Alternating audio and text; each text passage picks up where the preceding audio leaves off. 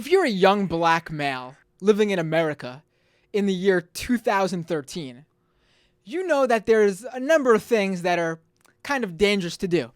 One, walking down the street. If you live in New York City, the NYPD will automatically think that you're up to no good and stop and frisk you and probably take you in for little to nothing.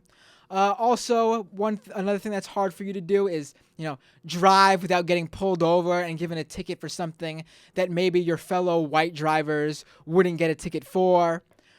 But now you also have to worry about, apparently shopping while being black.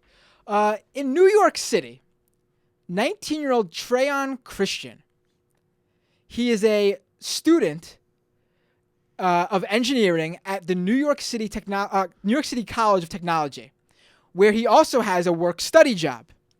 He lives in Queens with his mom, and he recently stopped at a Barney's to pick up a $349 belt that his favorite rapper, Julius Santana, wears.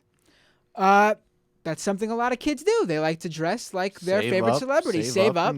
He's a 19-year-old living with his mom. He doesn't have a lot of responsibilities when it comes to bills, rent, etc. So he has money to spend. He went to Barney's, and he handed the cashier the belt, followed by his credit card. When the clerk asked Christian to show his ID, he complied, and he signed for his purchase and left. He said it was a quick trip.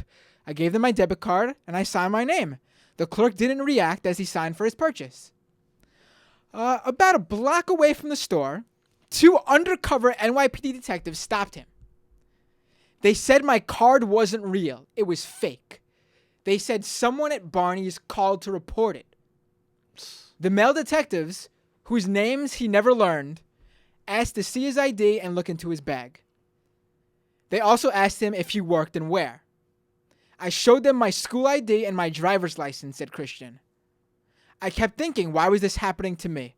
The detectives were asking me, how could you afford a belt like this? Where did you get this money from? He was handcuffed and taken to the 19th Precinct Station House.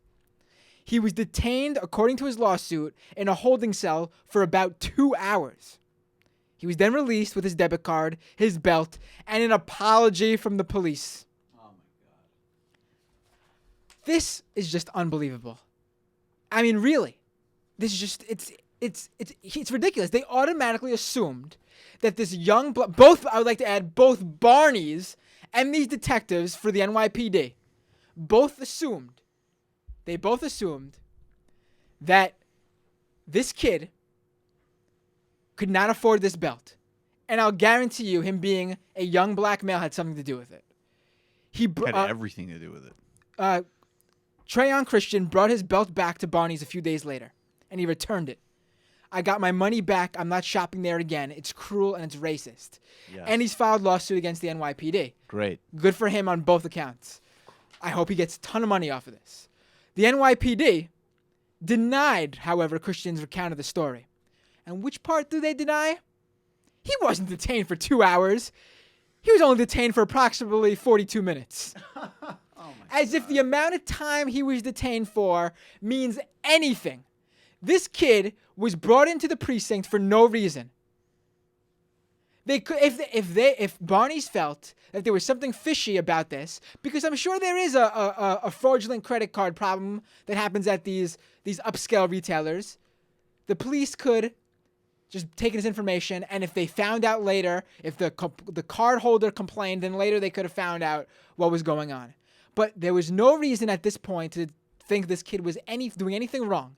His name matched the card. He paid for the card. No one complained about the charge. He was just buying his belt. It's just, it really is unbelievable. And I really do hope Trayon Christian gets as much as he can off of this, because he deserves it.